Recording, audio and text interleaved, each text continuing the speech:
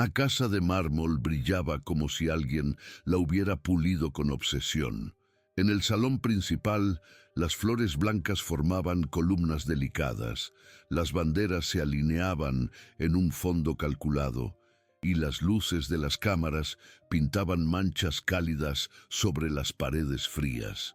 El murmullo de periodistas, cables arrastrados y pruebas de sonido llenaba el aire de una electricidad casi pegajosa.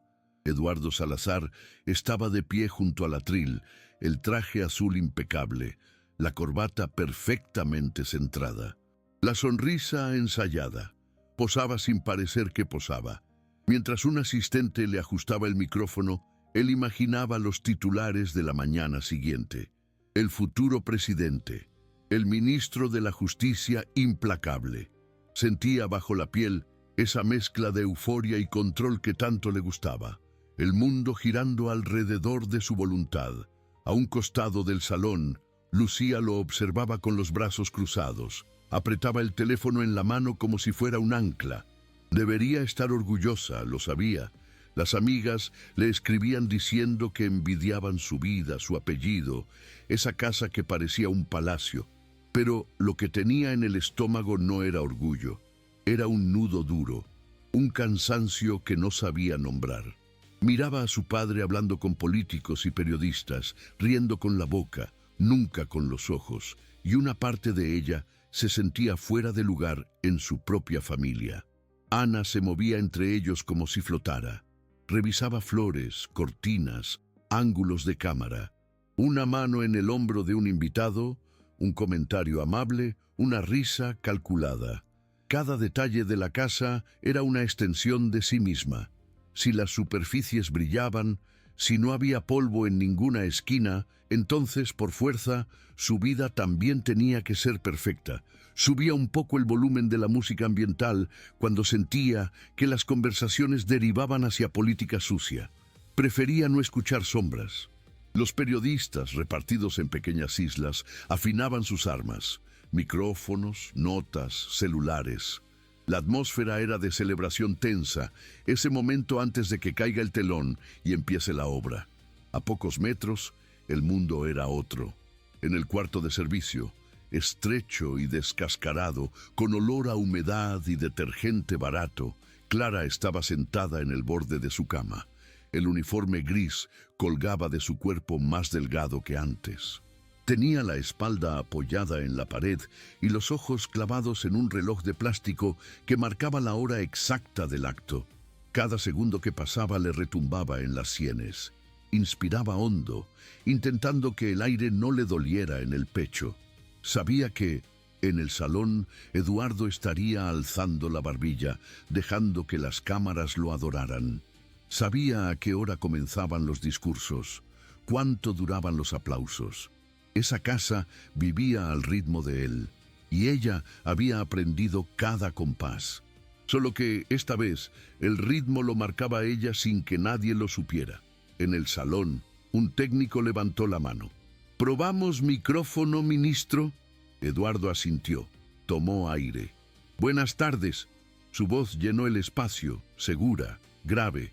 «Es un honor recibirlos en mi casa».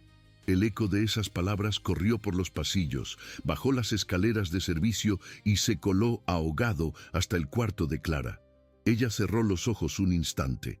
Esa voz le había prometido protección años atrás. Ahora le sonaba a amenaza vieja, a noche empapada de lluvia. Los periodistas se acomodaban. Algunos miraban sus celulares por inercia, pasando el dedo por la pantalla mientras esperaban su turno de preguntar. Entonces, un sonido minúsculo quebró la rutina. Una notificación, luego otra y otra. Un coro de pings que por un segundo pareció sincronizado. Varias cabezas se inclinaron al mismo tiempo. La charla ligera se cortó. En una pantalla, un asunto de correo resaltaba. Hace 15 años, un joven llamado Matías no volvió a casa. Remitente anónimo. Documentos adjuntos. Un video. Un periodista frunció el ceño. Otro dejó de sonreír.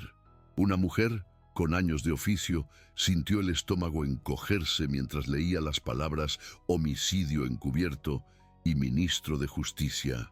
Pasó las imágenes rápido con el pulgar. Un auto negro, una calle mojada, un cuerpo en el asfalto, un rostro que reconoció demasiado bien. El murmullo cambió de tono. Ya no era expectativa, era inquietud, casi miedo. Eduardo lo notó. Su oficio era medir atmósferas. Algo se había torcido en cuestión de segundos. Miradas que antes eran complacientes, ahora eran cortantes, pesadas, como si ocultaran una pregunta que nadie se atrevía todavía a formular. Encontró los ojos de un periodista joven en primera fila, sorprendido, tenso, casi fascinado. Sintió un pinchazo de irritación debajo de la corbata. En el cuarto de servicio, Clara abrió los ojos, como si alguien la hubiera llamado por su nombre. No escuchaba las notificaciones, pero el corazón le golpeaba el pecho con fuerza. Había enviado ese correo desde un viejo computador unas horas antes, con los dedos rígidos por el miedo y por la enfermedad. Ahora solo podía imaginar el momento en que la primera mirada se clavara en la palabra Matías.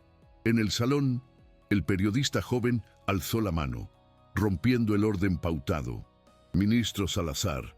La voz le tembló apenas, pero todos lo oyeron.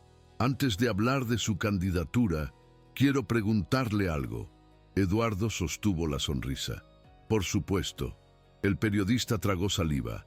Sabía que cruzaría una línea de la que no se vuelve. ¿Qué tiene que decir sobre la muerte de un joven llamado Matías? El nombre quedó flotando, pesado como plomo. La mandíbula de Eduardo se tensó. Los músculos alrededor de los ojos se endurecieron. Durante un segundo, el barniz perfecto se resquebrajó, dejando ver algo oscuro debajo. En su cuarto estrecho, sin haber escuchado la pregunta, Clara sintió que el suelo se le movía. Apretó los dedos contra la colcha gastada. El desastre que había puesto en marcha con un clic acababa de llegar al corazón de la casa de mármol. Y nada, ni el poder, ni las flores, ni las banderas, podía detener ya el eco de ese nombre. Matías. 3 días antes de que ese nombre se clavara en el aire del salón, la casa de mármol despertaba como siempre, obediente. A las 5:10, la primera luz se encendió en la cocina. El fluorescente parpadeó, como si también dudara de empezar el día, y luego inundó de blanco frío las ollas relucientes, la mesa de acero, el piso que olía a desinfectante caro. Clara se ató el cabello con un elástico gastado, se arremangó el uniforme gris y abrió la despensa.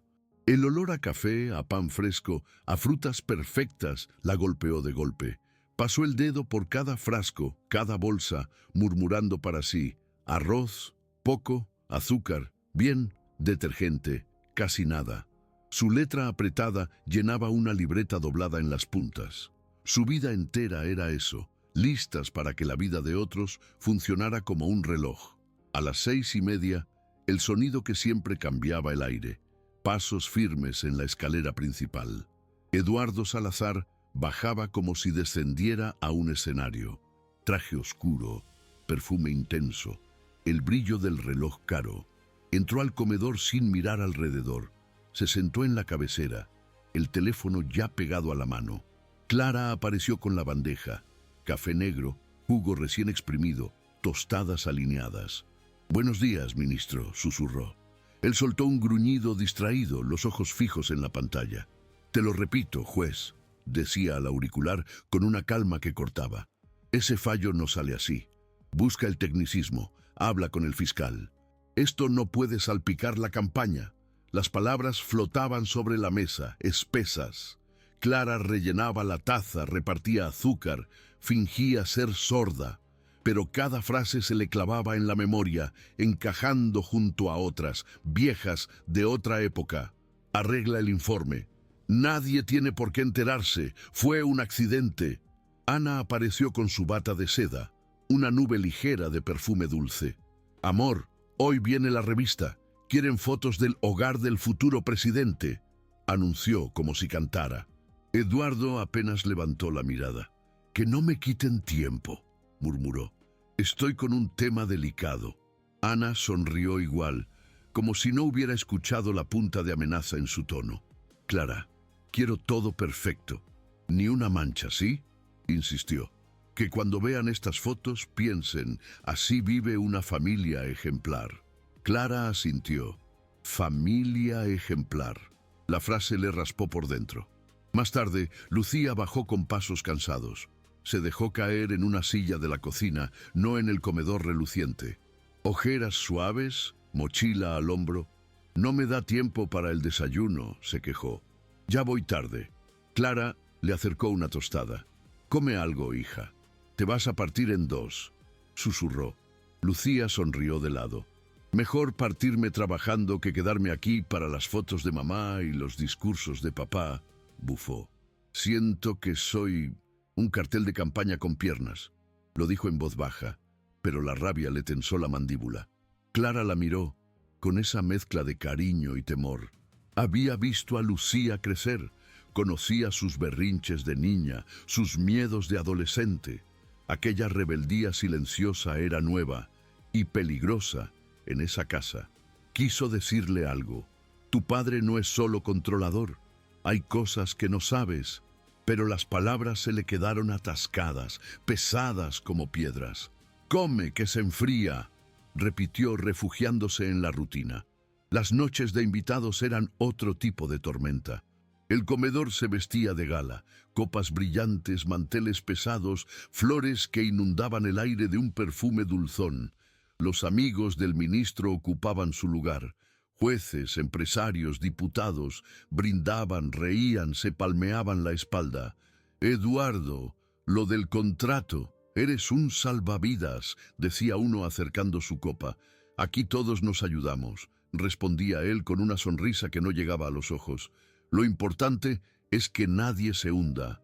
Clara iba y venía con las fuentes, sirviendo carne, rellenando copas, invisible. Pero los fragmentos de conversación se le pegaban como grasa. Ese expediente no aparece más, ¿entendido? El periodista ya recibió el mensaje. Es un chico, un nadie. Mañana nadie recordará su nombre. Un nadie. A veces, al escuchar eso, tenía que apretar la bandeja con tanta fuerza que los nudillos se le volvían blancos. Un nadie. Así habían tratado también el nombre de Matías en los papeles, como si fuera prescindible, como si no hubiera sido alguna vez todo su universo. Cuando la última copa quedaba abandonada y las risas se apagaban, Clara se retiraba a su cuarto minúsculo al fondo del pasillo de servicio. Allí, el mármol desaparecía. Paredes descascaradas, una cama hundida, un crucifijo torcido sobre la cabecera. Se sentaba en el borde, respirando hondo, dejando que el silencio le zumbara en los oídos. Luego, abría el cajón de la mesita. Debajo de dos suéteres viejos, el sobre de plástico, sacaba la foto con una delicadeza casi religiosa. Matías, su hijo. 15 años congelados en un rectángulo de papel. Sonrisa torcida, ojos vivos, mochila al hombro. Podía jurar que aún olía al jabón barato que él usaba, a desodorante de adolescente, a sudor de fútbol en la cancha del barrio. Mi niño, murmuraba con la voz rota. Pasaba la yema de los dedos por el borde de la foto, como si pudiera acariciarlo a través del tiempo. Por un instante, la casa de mármol se borraba. Solo existía aquella esquina de calle húmeda, el sonido de una frenada, un cuerpo en el asfalto, sirenas que llegaban tarde, y la otra parte de la escena, trajes oscuros alrededor, voces diciendo, esto se arregla, no conviene que trascienda. Cada noche cerraba el sobre con manos temblorosas, como quien guarda una bomba. Porque eso era una bomba silenciosa, incubándose no solo en ese plástico amarillo, sino en su cuerpo gastado, en su rabia masticada durante años. Mientras Eduardo refinaba sus discursos de justicia y Ana ajustaba arreglos florales, mientras Lucía intentaba respirar en medio de todo, Clara empezaba muy despacio a aceptar una idea que la aterraba tanto como la sostenía, que ya no tenía nada que perder. Y que, por primera vez desde que perdió a Matías, el miedo empezaba a cambiar de forma. Dejaba de ser cadena, para empezar a parecerse a una decisión. El cuerpo fue el primero en avisar que el tiempo se le acababa. Una mañana, al intentar levantar la olla grande de agua hirviendo, los brazos de Clara simplemente no respondieron. El metal se le resbaló, el agua cayó al piso, salpicó sus zapatos, le rozó la pantorrilla. El ardor le subió como un latigazo, pero el grito se le quedó atorado. «Estoy bien», murmuró, mientras otra empleada corría a ayudarla. No estaba bien. Esa noche, en su cuarto, al quitarse el calcetín y ver la piel enrojecida, entendió que no era solo torpeza. La espalda le dolía como si llevara años cargando piedras invisibles. Las manos le temblaban incluso en reposo. Luego llegaron los mareos. Un día, mientras subía la escalera de servicio con una bandeja, tuvo que sentarse en un peldaño, con el corazón desbocado. El pasillo giraba. Lucía la encontró allí, encogida. Clara se arrodilló a su lado. «Estás blanca, ven». La llevó a la cocina, le dio agua. Le puso la mano en la frente. «Tienes que ir al médico», insistió. «Te acompaño si quieres». Clara negó con la cabeza, casi con brusquedad. «No hace falta. Es cansancio. Ya se me pasa». No se le pasó. Los olvidos comenzaron a acosarla, una llave de gas mal cerrada, una olla al fuego demasiado tiempo, una bandeja que casi termina en el suelo frente a un invitado importante. Ana la miró con un gesto molesto, disfrazado de preocupación. «Clara, concéntrate. No podemos tener errores ahora. Viene prensa todos los días, fotógrafos, entrevistas. Tú sabes». Clara inclinó la cabeza tragándose la humillación. Solo cuando estuvo sola, apoyada en la encimera, dejó que el miedo se le subiera a la garganta. No al regaño, al presentimiento de algo más grande, más oscuro. Esa semana, al salir a comprar verduras, desvió el camino. No fue al mercado, fue a la clínica del barrio. La sala de espera olía a cloro y a cuerpos cansados. Sillas de plástico, un televisor con el volumen bajo, una enfermera bostezando tras el mostrador. Se sentó, apretando la cartera contra el pecho. Cuando el médico pronunció la palabra degenerativo, algo dentro de ella se encogió. ¿Qué significa eso?», preguntó sin entender del todo las radiografías llenas de sombras. «Que la columna está muy dañada y hay compromiso en otros órganos», explicó él con voz cansada. «Necesita descanso, tratamiento, controles frecuentes. El trabajo físico pesado ya no es opción». Clara sostuvo el papel del diagnóstico como si quemara. «Doctor, yo trabajo limpiando, cocinando, subiendo y bajando escaleras. No puedo darme el lujo de...». Se le quebró la voz. «No trabajar». Él suspiró. «Si sigue así, el cuerpo va a pasarle la cuenta más rápido de lo que cree». Ella salió a la calle con una bolsita de remedios baratos y la sensación de que el piso se había vuelto más inclinado. El ruido del tráfico, los gritos de los vendedores ambulantes, el olor a aceite usado y gasolina, todo le llegó como a través de un vidrio. Se apoyó en una pared, cerró los ojos. «Ya no tengo nada que perder», había pensado noches atrás, mirando la foto de Matías. Ahora, con ese diagnóstico apretándole el pecho, la frase tomó otra textura, más concreta, más cruel. Caminó sin decidirlo hacia un pequeño local de luces azules. Internet, copias, recargas. Nunca se había detenido allí. Esa noche entró. Dentro, 4 computadoras alineadas, sillas cojas, 2 chicos con auriculares disparando en un juego ruidoso. El encargado, un adolescente con acné, ni levantó la vista. «¿Cabina?», masticó chicle. «Sí, media hora». Se sentó frente a la pantalla. El reflejo le devolvió una cara que no solía mirarse. Ojeras profundas, surcos en la frente, el uniforme gastado. Se puso las gafas. El teclado le pareció un idioma nuevo. Recordó la vez que firmó un papel en la comisaría después de la muerte de Matías. Las palabras que no entendía, las frases que el hombre de traje le leía rápido. reconoce que fue un accidente, renuncia a iniciar acciones legales, acepta la ayuda del ministerio. También recordó la presión en su hombro, la voz baja a su lado. Es lo mejor. Piénselo, usted es solo una mujer sola, sin recursos. Él es el ministro. Abrió una cuenta de correo nueva. Inventó un nombre, una fecha. Cada dato falso le dolió menos que su propia verdad. En el asunto escribió sobre la muerte de un joven llamado Matías. Los dedos dudaron sobre las teclas. Podía irse, podía guardar el dinero de la cabina, volver a su cuarto, abrazar la foto y esperar que el cuerpo se le apagase en silencio. Pero pensó en Eduardo en la televisión, hablando de justicia, de dignidad, de no dejar a nadie atrás. Pensó en Ana posando en revistas con Lucía, vendiendo al país la imagen de una familia perfecta. Pensó en la forma en que habían mirado el nombre de su hijo, como un estorbo, y empezó a escribir. Mi nombre no importa. Lo que importa es el que ustedes han borrado de los registros. Matías. Tenía 17 años cuando un auto negro lo atropelló y lo dejó tirado en una calle mojada. Dijeron que fue un accidente, no lo fue.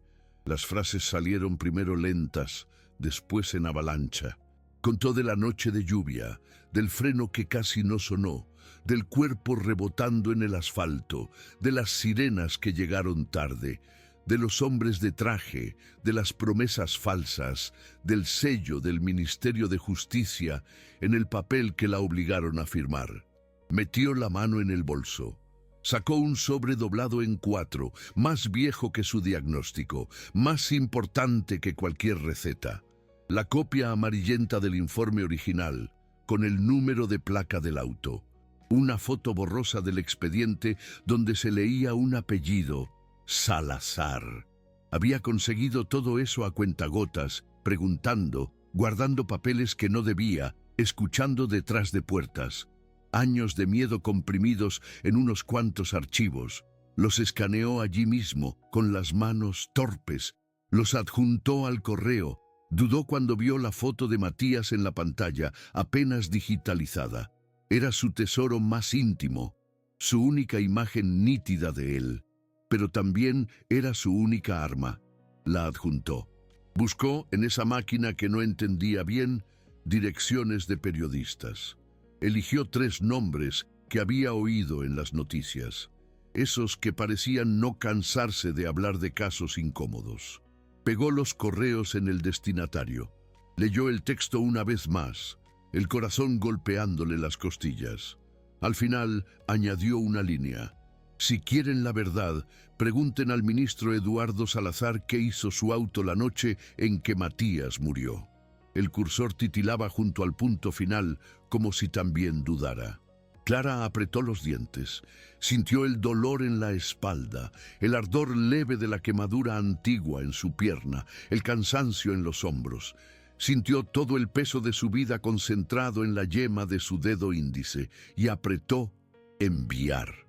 El sonido fue apenas un clic ahogado por las explosiones del videojuego de al lado. Nadie en el local levantó la cabeza. El mundo siguió igual.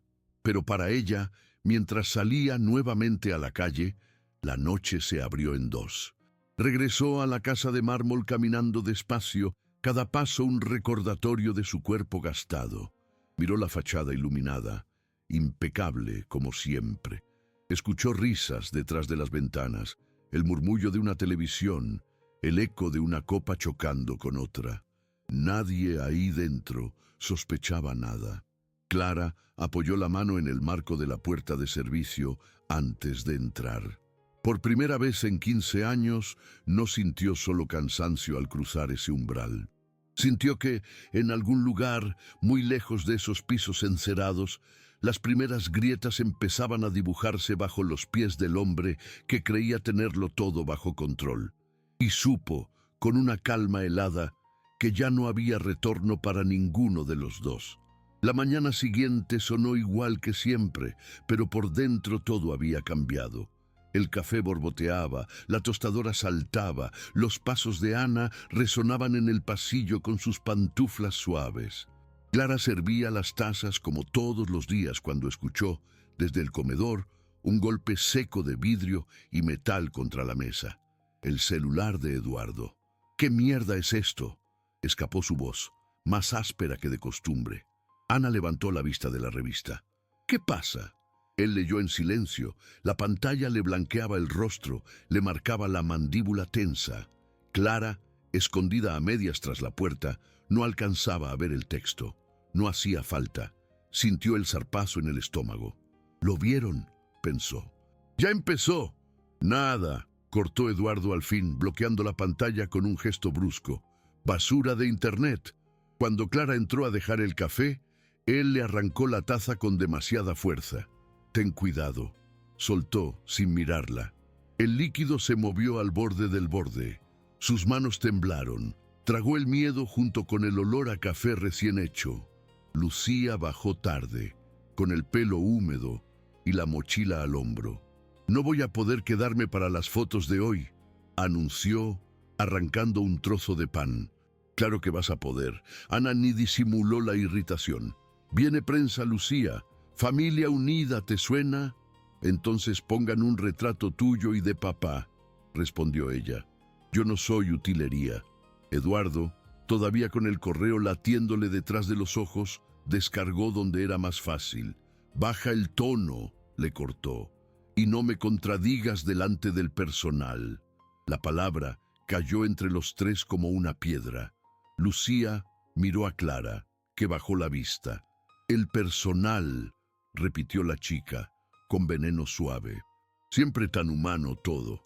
Él apoyó las manos en la mesa, se inclinó hacia adelante. «No tienes idea de lo que manejo ahí afuera», murmuró. «De la gente que quiere destruirme. Cualquier cosa que digamos o hagamos aquí puede usarse en nuestra contra. ¿Te queda claro?». Por un segundo, el miedo fue auténtico. No era teatral. Era un flash, un asunto con el nombre Matías, una foto, documentos, sombras que creía enterradas. Lucía lo vio.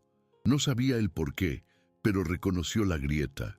«Entonces quizá deberías preocuparte menos por las fotos», susurró, «y más por lo que hiciste para estar donde estás».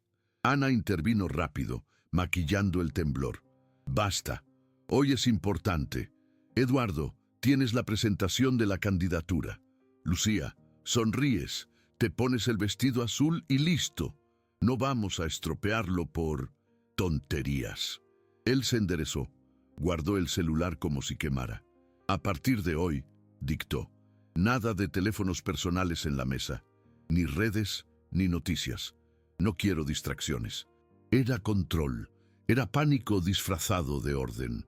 Cuando se fue, traje planchado, corbata perfecta, la casa quedó atravesada por un silencio raro, aunque la aspiradora rugiera y la radio sonara en la cocina. Clara lavó las tazas una por una, demorándose en cada borde. El agua caliente le enrojecía las manos. Imaginó pantallas en algún lugar de la ciudad, un periodista ampliando el rostro de Matías, leyendo su correo sin nombre, tal vez dudando, tal vez ya marcando un número. Por la tarde llegaron maquilladores, cámaras, asistentes, cables en el suelo, focos que calentaban el aire, frases sueltas, ángulo, tendencia, discurso emotivo. Ana se dejó pintar una sonrisa nueva frente al espejo mientras alguien le acomodaba el collar. Lucía, apoyada en una pared, miraba la escena con el ceño fruncido. Parecía una extra en la obra de otros. Clara pasó con una bandeja de jugos entre trípodes y estuches negros. Nadie notó cómo le temblaban los dedos. Solo Lucía. La detuvo con un roce. «Oye», bajó la voz, esquivando a un camarógrafo. «Hoy estás peor, ¿no?». Clara sostuvo la bandeja contra el pecho, como si así pudiera controlar el temblor. «Hoy me duele un poco todo», admitió, en un hilo. Era verdad en todos los niveles posibles. Lucía le rozó el antebrazo, gesto mínimo, casi furtivo. «Si necesitas algo», dejó la frase colgando, consciente de las orejas alrededor. Clara asintió, incapaz de responder más. Siguió caminando entre risas y flashes. Allá afuera, en otra parte de la ciudad, un redactor hacía clic en un archivo adjunto. Abría un informe amarillento. Un nombre resaltaba como un grito en medio del texto. Matías. Dentro de la casa de mármol, mientras ajustaban luces para que Eduardo brillara como el ministro ejemplar.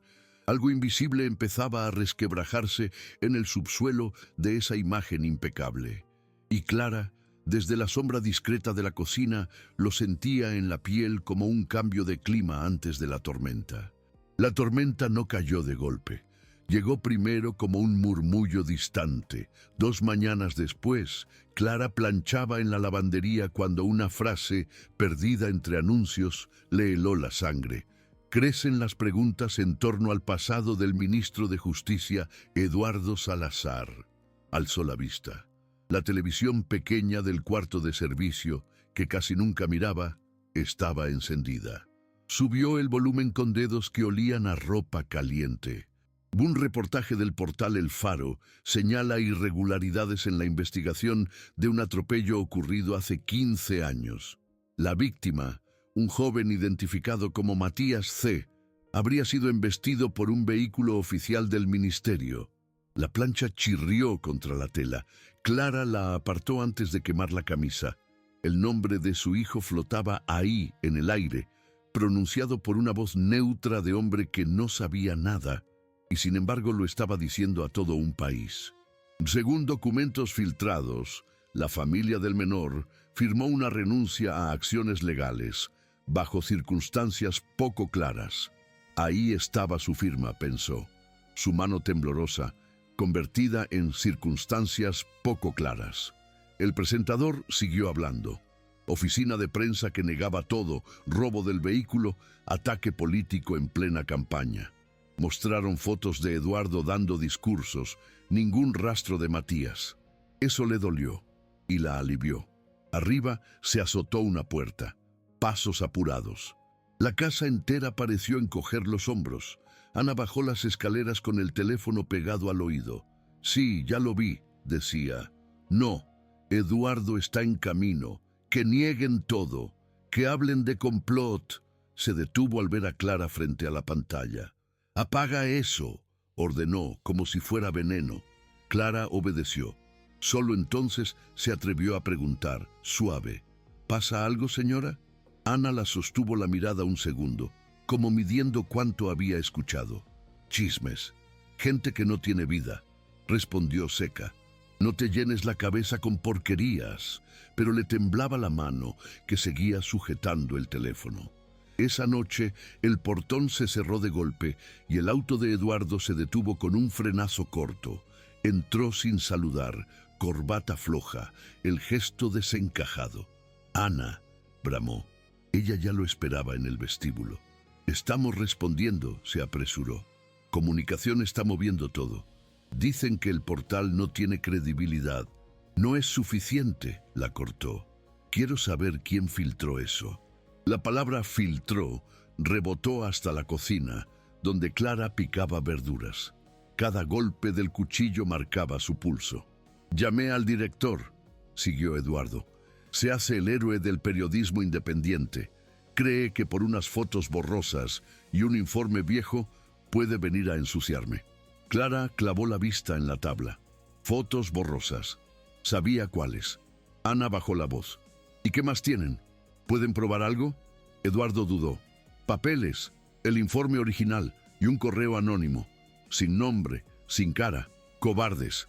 La zanahoria crujió rota entre los dedos de Clara. En la escalera, Lucía estaba sentada, el celular oculto entre las rodillas. Había leído el reportaje 3 veces. Matías C. atropello. Vehículo del ministerio. Presiones a la familia. Sintió náuseas. Cuando su padre pasó junto a ella, disparó sin levantarse. «¿Es verdad?» Él la miró irritado. «No empieces. ¿Es verdad que atropellaste a un chico? ¿Que lo arreglaron todo?» El aire se endureció. «Son calumnias», escupió Eduardo. «Basura. Mírame y dime que es mentira». Lo hizo, lo miró, pero no respondió eso. Respondió otra cosa. «No tengo por qué rendirte cuentas. Soy tu padre. no un acusado, y subió, dejando a Lucía clavada en el primer escalón, con una certeza que dolía más que cualquier insulto. Esa noche, la casa fue un campo minado. Ana llamaba a asesores, repetía la palabra campaña como un conjuro. Desde el despacho de Eduardo salían frases frías: prescripción del caso, no hay prueba de conducción, no alimentar el escándalo. Clara servía bandejas en silencio, escuchando retazos tras las puertas. Cuando por fin se encerró en su cuarto, sacó el viejo sobre del fondo del armario. Ya no pesaba igual. Esos papeles ya no estaban solo en sus manos. Circulaban por ahí, replicados en servidores, impresos en redacciones. Se sentó en el borde de la cama. «Ya te escucharon, hijo», susurró. «Por fin te escucharon». Sintió culpa. Él siempre había sido suyo, solo suyo. Ahora su nombre rodaba de boca en boca, usado por desconocidos. Pero por primera vez, el silencio no era lo único. En su habitación, Lucía miraba la pantalla apagada del celular. El eco de las palabras del reportaje se mezclaba con la imagen de Clara esa mañana, con la bandeja temblando. Una idea incómoda se instaló. Alguien dentro de esa casa había hablado. Alguien que conocía demasiado. Alguien que había estado ahí 15 años. Imaginó a Clara frente a una computadora vieja, a oscuras, dudando antes de apretar un botón. La imagen le provocó miedo y una especie de respeto nuevo que no sabía dónde acomodar. Abajo, en el despacho, Eduardo trazaba planes. Llamadas a abogados, a operadores, a periodistas amigos. El hombre que construyó su vida controlando versiones y expedientes se enfrentaba, por primera vez, a una verdad que se le escapaba por una grieta mínima, pero insistente. La grieta tenía forma de madre, y sin saberlo, empezaba también a tener la forma de su propia hija. El escándalo no se apagó, creció. 3 días después, la casa despertó con cámaras frente al portón. 2 móviles, varios periodistas, micrófonos en alto. Desde la ventana de la cocina, Clara los vio como si fueran otra especie, pegados a las rejas, esperando olor a sangre. Encendió la hornalla. El gas silbó. El café empezó a soltar su aroma. Y aún así, todo sabía a amenaza. Ana entró con la bata mal ceñida, el pelo recogido de cualquier manera. «No abras tanto la cortina», soltó sin saludar. «Que no vean movimiento». Tenía el celular pegado a la mano, la mirada enrojecida. «Hoy nadie usa la puerta principal», decidió. Eduardo sale por el garaje y Lucía apretó los labios. Lucía se queda en casa. La muchacha bajó poco después con camiseta vieja y moño deshecho. «Ya salieron más cosas», anunció, sirviéndose café. La víctima tenía 16 años. «Ahora sí lo dicen». «Deja de leer basura», respondió Ana crispada. «Lo que pasó no es basura», contraatacó Lucía. «Basura es esconderlo». Eduardo apareció al final, traje perfecto, ojos desvelados. «Hoy no improvisas nada», le advirtió Ana. «Comunicado oficial y punto». «No voy a esconderme como un culpable», refunfuñó él. «Lo que eres o no eres ya no importa», disparó Lucía, amarga. «Importa lo que hiciste». Él se giró hacia ella. «Tú hoy no vas a la universidad. Y ni se te ocurra hablar con periodistas». «Tranquilo», devolvió con una sonrisa torcida. «A diferencia de otros, yo no atropello gente». La frase se clavó en la mesa. Ana la reprendió, ahogada. Eduardo apretó el puño, pero no explotó. Simplemente la borró de la escena. «El coche sale por el garaje», le dijo a Clara sin mirarla. «Avise al chofer». El desprecio dolió más que un grito. Lucía se levantó, la silla arrastrándose. «Voy a la universidad», sentenció. «Y si preguntan, no voy a mentir por ti». Se fue, dejando gotas de café en el mármol. El resto de la mañana fue de susurros, llamadas, puertas semicerradas, hasta que los golpes en el portón cambiaron de tono. Ya no eran solo periodistas, eran una jauría excitada. Desde el interior se escuchaban las preguntas, filtradas por el interfono abierto. «Señor ministro, ¿qué responde a las nuevas pruebas? ¿Es cierto que se presionó a la única testigo sobreviviente? ¿Puede hablar de una exempleada Clara Méndez?» Ahí el mundo se detuvo. Clara llevaba una bandeja con vasos. El cristal tintineó con violencia. Clara Méndez, su nombre completo, en boca de extraños, bajo cámaras. Asomó por el pasillo. En la sala, el televisor mostraba una transmisión en vivo frente a su misma reja. Cintillo rojo. Filtradora sería empleada doméstica del ministro. Un presentador en estudio continuaba. Según fuentes internas, la filtración proviene de una mujer que trabajó en la casa del ministro y que también resultó herida en el atropello. Las iniciales en el expediente coinciden con... Clara sintió un mareo agrio. Su pierna, sus iniciales, habían atado los cabos que ella creyó invisibles. Ana apagó el televisor de un manotazo. «¡No quiero esa porquería en mi casa!», gritó, la voz rota. Eduardo, plantado en medio del salón, no dijo nada. Solo repitió, muy bajo, «Clara». Ella apareció en el umbral, trapo en la mano, delantal puesto, el corazón golpeando en las costillas. «Señor», él la miró de arriba a abajo. 15 años condensados en esa mirada. La cicatriz, los silencios, la firma en aquel papel. Ana la miró también, confundida, casi suplicante. «Diles que es mentira», balbuceó. «Clara, por favor, diles que no fuiste tú, que no...». Lucía, que había vuelto antes de tiempo y estaba en la escalera, contenía la respiración. Clara sintió su espalda pegada a la pared. Sabía cuál era la salida fácil: negar, sonreír, retroceder al rincón cómodo de la invisibilidad. Bastaba un «no sé de qué hablan». Pero ya había cruzado esa línea la noche en que envió el correo. Y la voz de Matías, esa que solo ella oía, empujó desde adentro. «No vuelvas a callarte por mí». Tragó saliva. Le ardió. «Fui yo», dijo. «Yo mandé esos papeles». No alzó la voz, pero la frase cayó pesadísima. Ana retrocedió, como si la hubieran abofeteado. Eduardo parpadeó, incrédulo. «¿Qué?», apenas articuló. «Los tenía guardados. Copié el informe. Lo envié a ese periodista», aclaró, aferrándose al trapo como a una cuerda. Eduardo dio un paso hacia ella. «¿Te faltaba dinero?», escupió. «¿Te compró la oposición? ¿Quién te usó?». Clara sostuvo su mirada. «Nadie me usó», respondió con calma tensa. «Yo quería justicia». La palabra justicia resonó extraña en aquella sala de mármol, como si nunca hubiera sido pronunciada ahí adentro. En la escalera, los ojos de Lucía se llenaron de algo nuevo. Miedo, sí, pero también admiración. Por primera vez, veía a Clara no como parte del mobiliario, sino como alguien capaz de dinamitar la casa entera con una frase.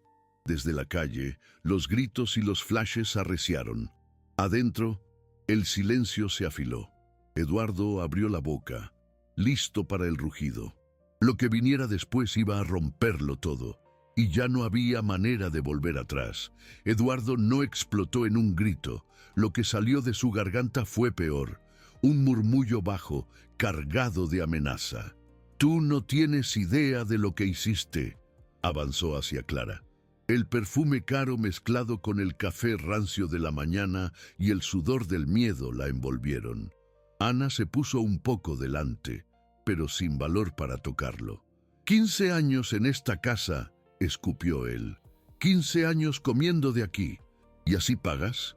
Clara tragó, la boca seca, pero no bajó la mirada. «Eduardo, basta», intentó Ana. Él la calló con un gesto. «Pusiste en juego mi nombre, mi carrera, nuestra seguridad, la tuya, la de Lucía, todo», continuó clavando los ojos en Clara. «¿Por qué? ¿Te faltaba plata? ¿Te mandaron?». «No fue por dinero», alcanzó a decir ella. «Entonces fue por odio», rugió. Clara respiró hondo. «No le deseo la muerte, señor», dijo, usando ese «señor» como una distancia. Le deseo que mire lo que hizo. Con mi hijo. Un temblor cruzó los ojos de Eduardo fugaz. Lucía dio un paso más abajo en la escalera. Dilo de una vez, lo encaró. ¿Qué pasó esa noche? Él apretó la mandíbula. Fue un accidente. Llovía. El chico cruzó mal. Nadie lo habría evitado. Pero tú sí decidiste no enfrentar un juicio, lo atravesó Lucía. Eso no fue un accidente.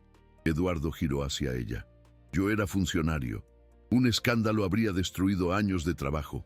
Hice lo que haría cualquiera que quiere proteger a su familia. Esa última palabra cortó el aire. Clara no aguantó. ¿Y yo qué era? Su voz salió quebrada pero firme. ¿Una cifra más en un informe? Él respondió frío. Tú aceptaste el acuerdo. Nadie te obligó. Lucía la miró, buscando algo. Clara dejó que el recuerdo saliera.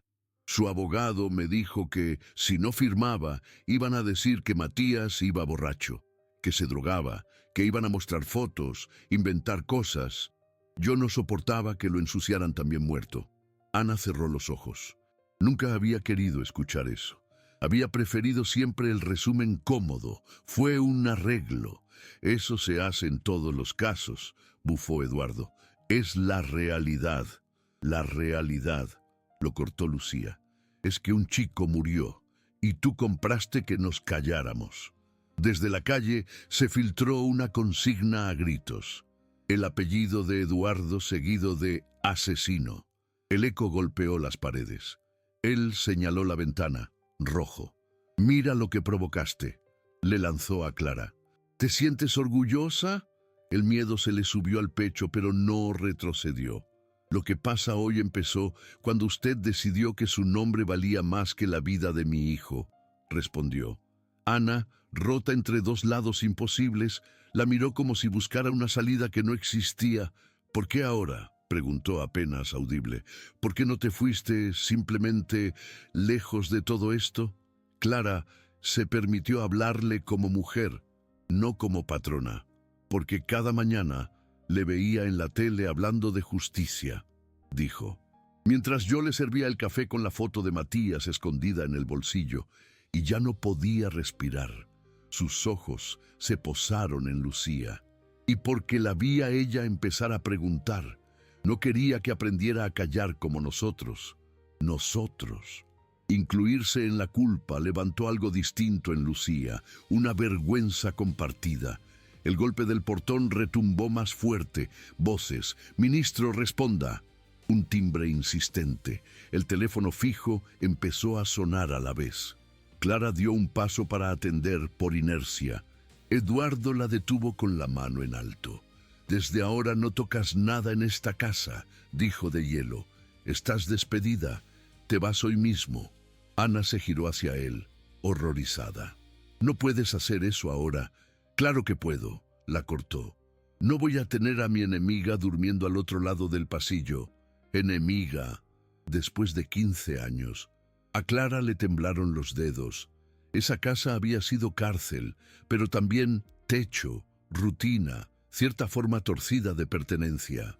Sentir que se rompía ese último hilo le dolía y la aliviaba al mismo tiempo. Lucía bajó el último escalón.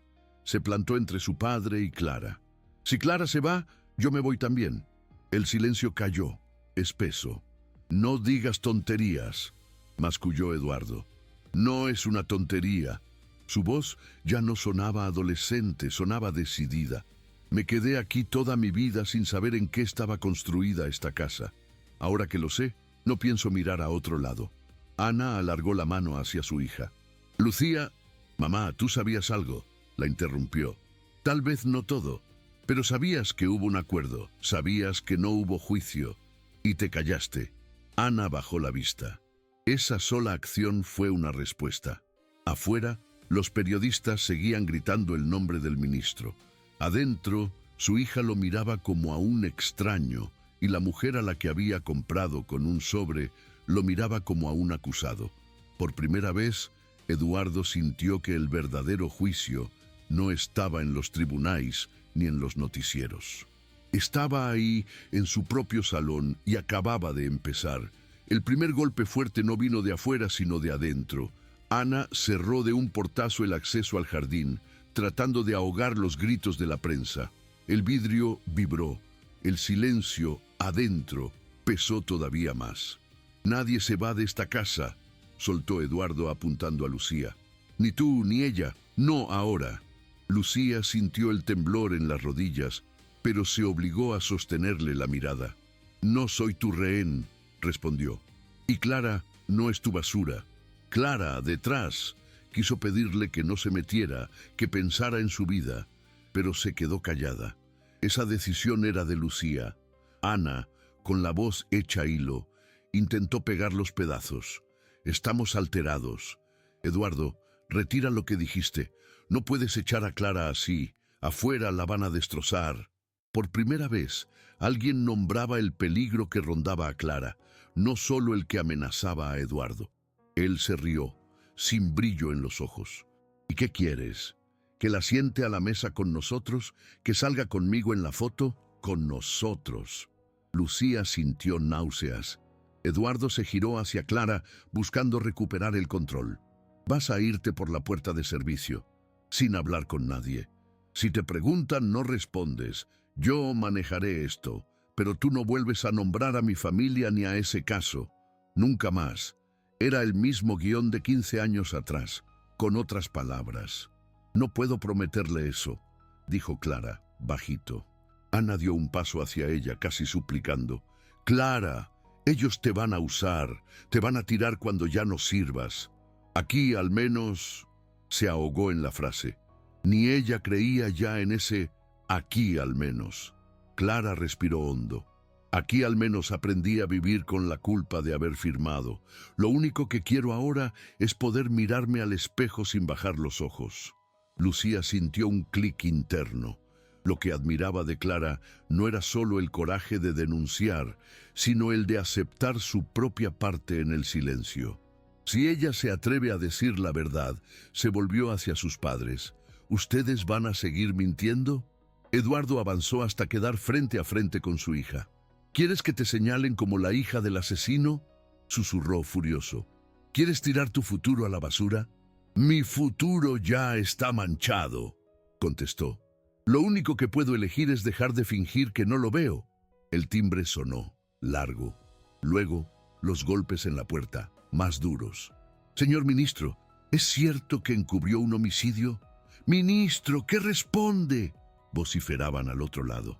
Eduardo caminó hacia el recibidor como un condenado al pasillo de la muerte. Ana fue detrás, pálida. Lucía quedó en medio del salón, hecha un nudo. Clara, más atrás, sentía las piernas de algodón. Él apoyó la mano en el picaporte. No era solo madera y metal, era la frontera entre el personaje público y el hombre acorralado por 3 miradas. Por primera vez en su carrera no tenía listo un discurso, solo imágenes. El cuerpo en el asfalto, la firma temblorosa de Clara, la voz de Lucía diciendo «No soy tu rehén». Giró apenas el picaporte y entendió, con un frío seco en la nuca, que lo que dijera ahí afuera ya no iba a arreglar encuestas ni carreras.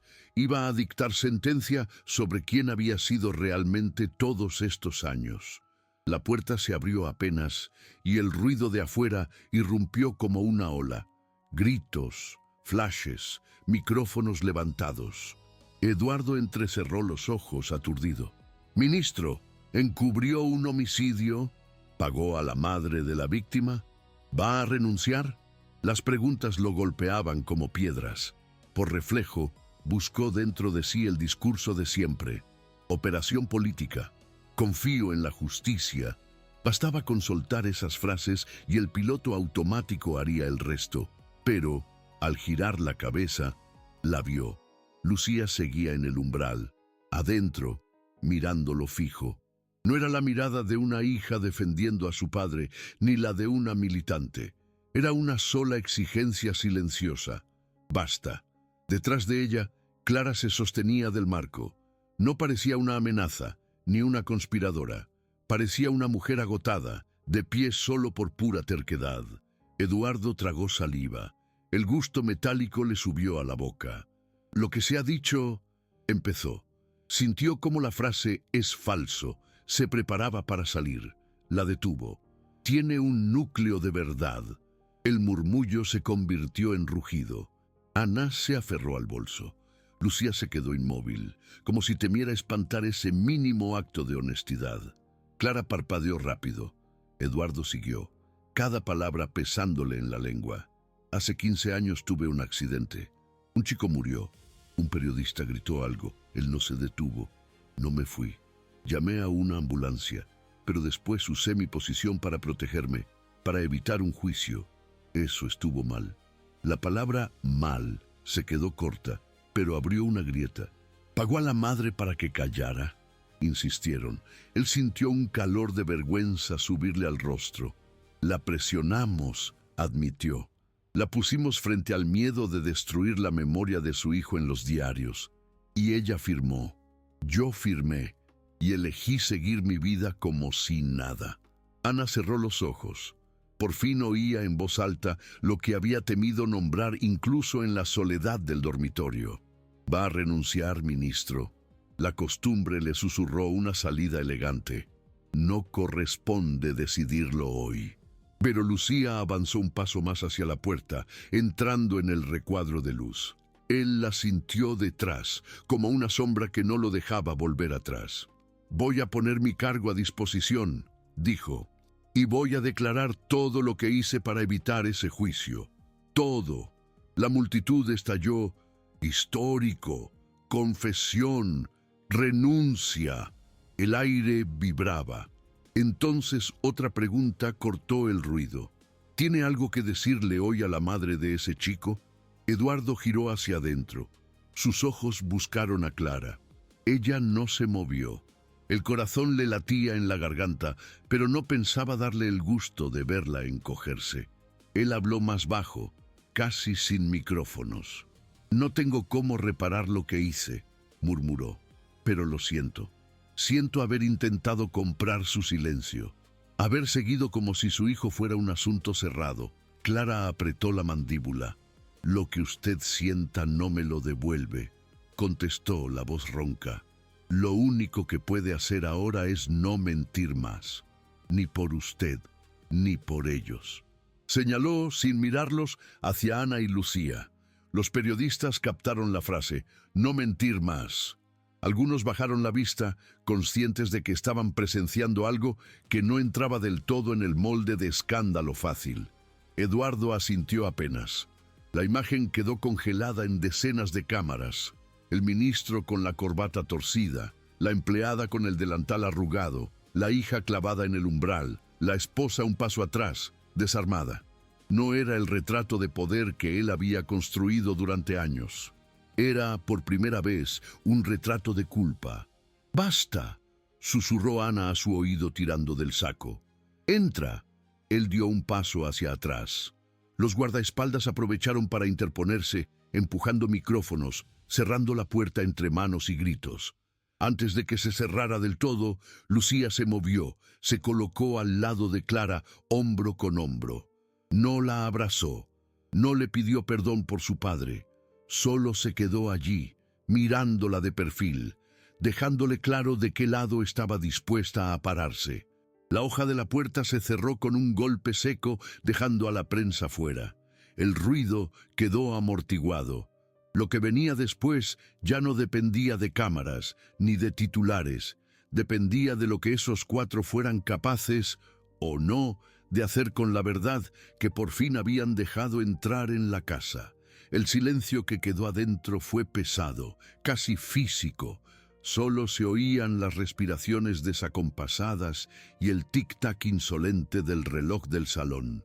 Eduardo seguía con la espalda apoyada en la puerta, como si temiera que, si se moviera, todo se desmoronara. Nadie lo llamaba ministro allí dentro. Ana avanzó unos pasos, perdida en medio del living impecable. Buscó un cigarrillo imaginario, un vaso, algo que le diera una tarea y la sacara de esa escena. No encontró nada. Clara y Lucía permanecían juntas, hombro con hombro. No se tocaban, pero el gesto ya era una declaración. Eduardo rompió el aire. Tienes que irte de la ciudad, le soltó a Clara con la voz ronca. Van a venir por ti, los canales, los abogados. No sabes en qué te metiste. Clara lo miró cansada. Me metí el día que firmé, respondió. Hoy solo dejé de hacer de cuenta que no había pasado nada. Lucía sintió el golpe de esas palabras. Socios en el silencio. Era eso. Ana intervino, insegura. Si quieres, puedes quedarte aquí esta noche. Mañana vemos. Sonaba absurdo ofrecer refugio en la misma casa del hombre que la había aplastado, pero Ana no tenía más que ese gesto torpe. Clara dudó. Miró los cuadros, el piso brillante, esa mesa donde había servido tanta comida sin sentarse nunca. No, decidió. Necesito volver a mi casa. A la de verdad. Lucía reaccionó casi al instante.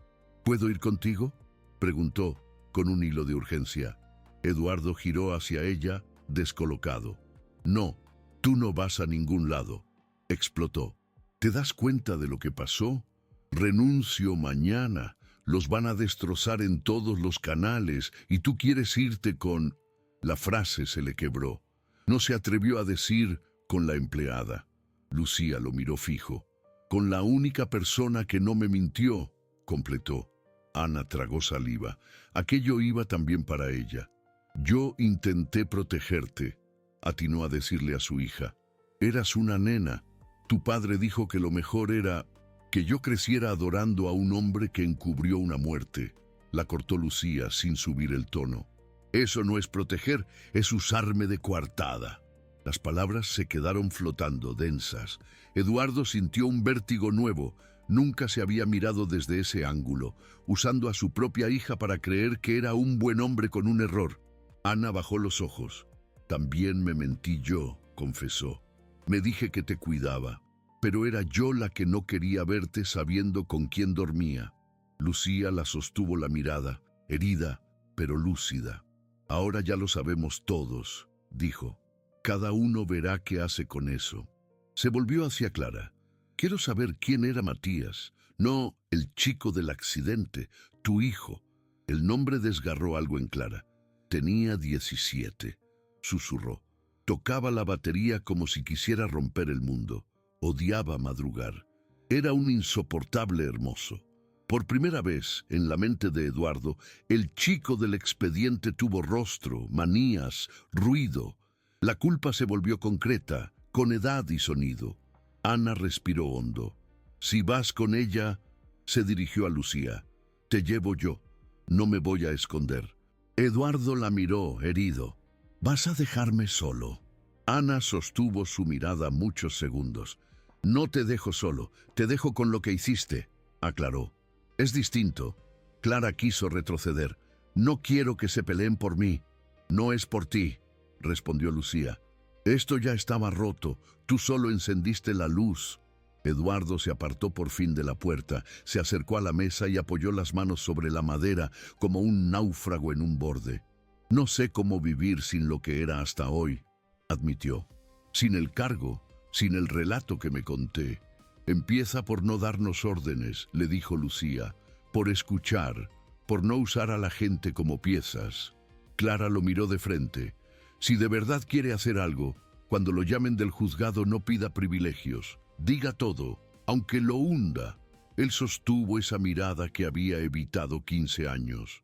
Lo haré, prometió sin maquillaje. Ana asintió, sin suavizarle nada. Y yo voy a decir que lo supe, que callé. No voy a salir a defenderte en la tele. Lucía volvió a Clara. Voy contigo, insistió.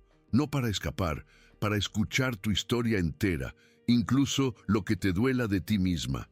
Clara advirtió. No va a ser lindo. Lucía hizo un gesto vago hacia la casa, los trajes, los cuadros.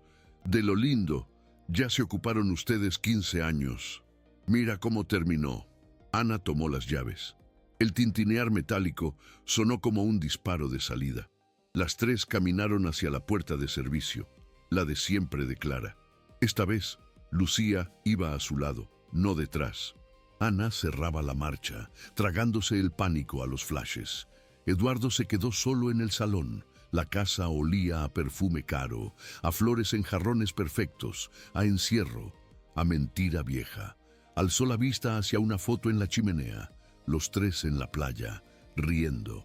Recordó que incluso entonces, al sonreír, una parte de él calculaba los años desde el accidente, controlando la distancia del desastre. Se acercó. Pasó el dedo por la cara de la Lucía niña en la foto. «Perdón», susurró sin saber si se lo decía a Matías, a Clara, a su hija, a los tres. Se dejó caer en el sillón. Afuera, la prensa seguía rugiendo, sirenas, luces rojas y azules. Lo esperaban renuncias, abogados, tribunales. Pero lo más difícil no estaba en los noticieros. Estaba en aceptar que el relato ya no era suyo. En otro barrio, un portón barato se abriría para recibir a Clara y a la hija del hombre que le arrebató al hijo. Se sentarían frente a frente con una foto sobre la mesa y un idioma nuevo, el de la verdad sin barniz. No habría final limpio, no habría justicia perfecta, pero por primera vez nadie en esa historia iba a poder decir «no sabía».